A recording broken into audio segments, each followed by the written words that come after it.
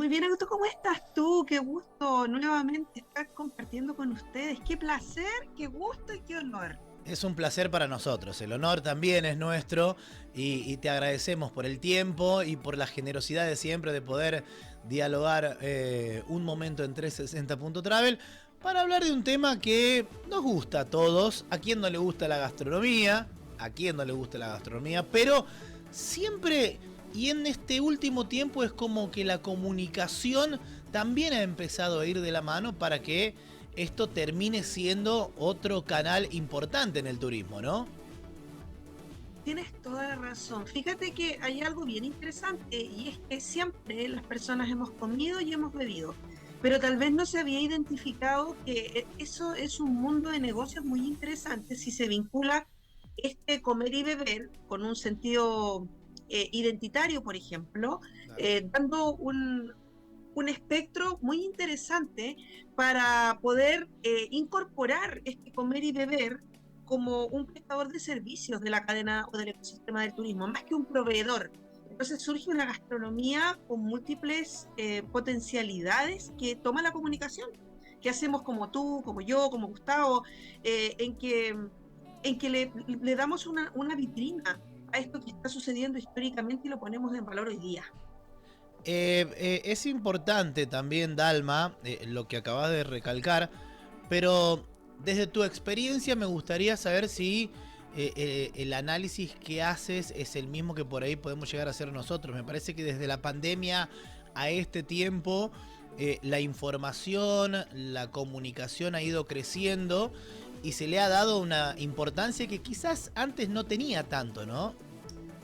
Sí, mira, desde el punto de vista del turismo gastronómico, que es quizá importante compartir con nuestros amigos y amigas de 360.travel, antes de la pandemia venía estableciendo ya una tendencia, es decir, una suerte de interés creciente que se va dando porque las personas querían conocer el origen de lo que estaban comiendo, de lo que estaban bebiendo y estaban dispuestos a pagar por eso.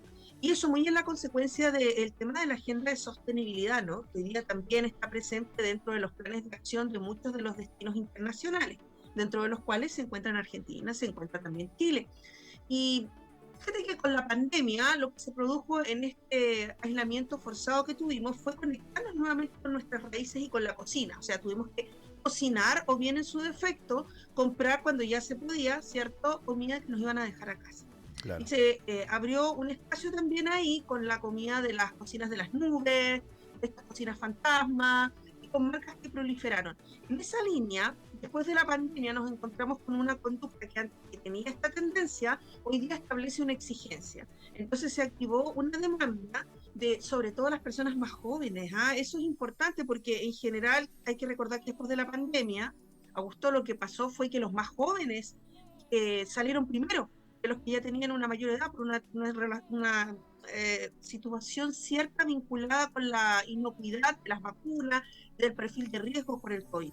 Dicho eso, como tú bien señalas, esa exigencia que antes era una tendencia de conocer el origen de lo que se está comiendo, de cuál es el impacto que se tiene dentro de esa cadena cuando yo voy a comer y a beber, se transforma comunicacionalmente en la posibilidad de que eso sea visibilizado como resguardo de patrimonio culinario. Y eso lo hace muy, muy, pero muy bueno porque permite que aquellos destinos que han sido invisibilizados, por ejemplo, por destinos que están al lado mucho más grandes, grandes ciudades que ya estaban consolidadas, Nueva York, París, Bangkok, eh, Shanghái, pensemos en Marruecos, por ejemplo, en todo el Mediterráneo, que vive en torno de una gastronomía también a una corta distancia, no necesitan hablar necesariamente tanto de su gastronomía porque ya está reconocida. Pero sí tenemos lugares pequeños como, por ejemplo, ¿por qué no? Cerca de Córdoba, eh, espacios pequeños en la sierra, donde ustedes están por ejemplo, Argentina, en Merlo, lo que está haciendo Mendoza también, que ha tomado un trabajo más de nicho sobre la base que de un segmento. Entonces, claro, se produce una comunicación que si no fuese por esa comunicación especializada, no sabríamos que existen esos lugares tan maravillosos para ir a comer y a beber, entendiendo que eso es llevar parte del sentido, a gusto del territorio. Es un Claro. recuerdo, no es un plato de comida y un plato de bebida solo, sino que es una historia que se pone en valor en ese momento. Por lo tanto, también hay una exigencia consecuente para los restaurantes, las cafeterías, que se suman del punto de vista del turismo a lo que es esta gastronomía. Dalma, y también ha cambiado mucho el pensamiento del turista, ¿no? Porque ahora nosotros estamos hablando de la gente que está del lado del turismo, del lado de la comunicación, de los hoteleros y de los gastronómicos. Pero también el turista ha cambiado y ya busca lugares para conocer, para vacacionar, pensando y buscando esa gastronomía que le interesaría también. Y eso también hace mucho de la comunicación. Totalmente. Piensa que, en realidad, pensemos, invito a que pensemos cuando uno toma una decisión de viaje a la hora de pensar en comida y bebida, a diferencia de otras actividades del turismo, la recompensa es previa. O sea, si yo voy a ir a un lugar a comer algo específico, yo decido antes y no voy a explorar por casualidad, yo ya voy a ese lugar porque espacio yo sé que hay, por ejemplo, prácticas sustentables. Sé que la sostenibilidad es un hecho. Sé que si soy vegano voy a elegir un destino donde yo tenga una oferta, ¿sí?, de alimentación vegana. Si no, no voy a ir, porque si no me arriesgo. No es solo perder dinero, es hacer que la experiencia se transforme en algo triste, en una connotación negativa. Entonces, eso hace que desde el punto de vista de la comunicación tenemos el gran desafío de cómo los comunicadores especializados en gastronomía, en turismo gastronómico, podemos comunicar desde la demanda, es decir, de cómo se conduce este viajero de alimentos para tomar la decisión de ir a un destino. Y existen formas de saberlo. Eh, También es importante que todo el conjunto que forma parte de la gastronomía turística estén congeniados en un mismo trabajo. Y me parece que hay lugares, hay ciudades, hay países que lo hacen bien y quizás hay otros en donde por ahí el trabajo público-privado falta un poco esa conexión, quizás hasta esa comunicación para que la gastronomía sea algo cultural y que el turista termine conociendo casi de una forma obligada, diríamos, ¿no? Mm. Sí, bueno, desde el punto de vista del turismo gastronómico, uno puede imaginar una escalera. Y esa escalera significa que cada escalón, cuando tú vas de abajo hacia arriba, establece un nivel de madurez de los territorios, de los destinos respecto de cuál es su propuesta de valor vinculada con el turismo gastronómico.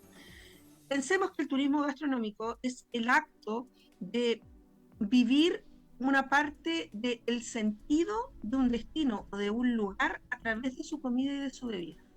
Claro.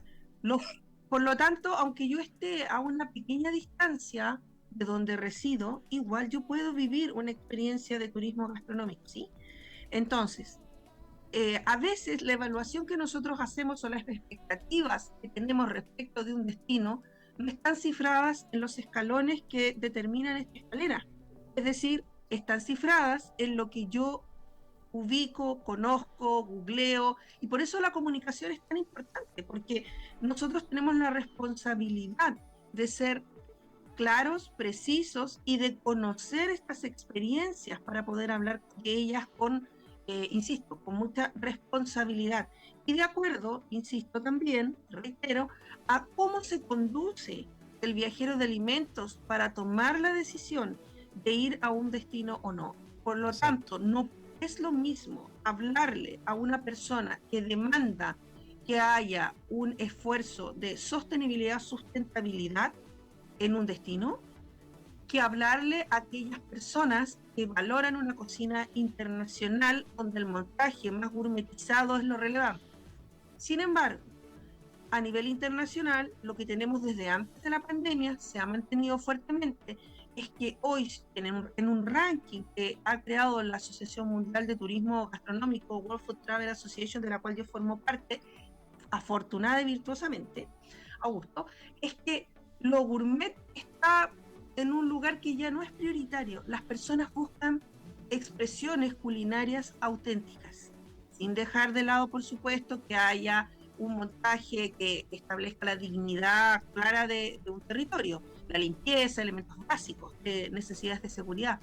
Pero voy a tender a privilegiar aquellos destinos que me ofrecen una oferta auténtica y por lo tanto el relato, la conexión emocional a través de las palabras, de los sonidos, del aroma por medio de la comunicación, es determinante, porque Claro. va a hacer que yo me encante o no con un lugar antes de ir a explorar e improvisar.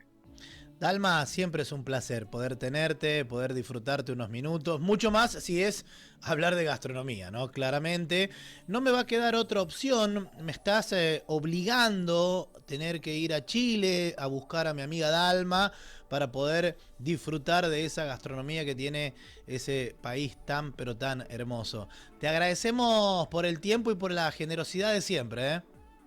Bueno, muchas gracias también a ustedes. Oye, quiero felicitarlos a tomarme ese atrevimiento porque tener un medio de comunicación es muy difícil y tener un medio especializado en turismo es más difícil todavía. Tienen un debido reconocimiento, se lo han ganado. Muchas gracias por No, considerarme una vez más. un placer, un placer. Gracias por tus palabras y también, más allá de ser un medio y de habernos ganado un lugar, sin ustedes, que son los que nos ayudan, aportan día a día, sería imposible. Así que es un trabajo totalmente en conjunto y nosotros también somos muy agradecidos de que ustedes nos regalen esos minutos. Así que gracias y estamos en contacto, como siempre. Bueno, que estén muy bien.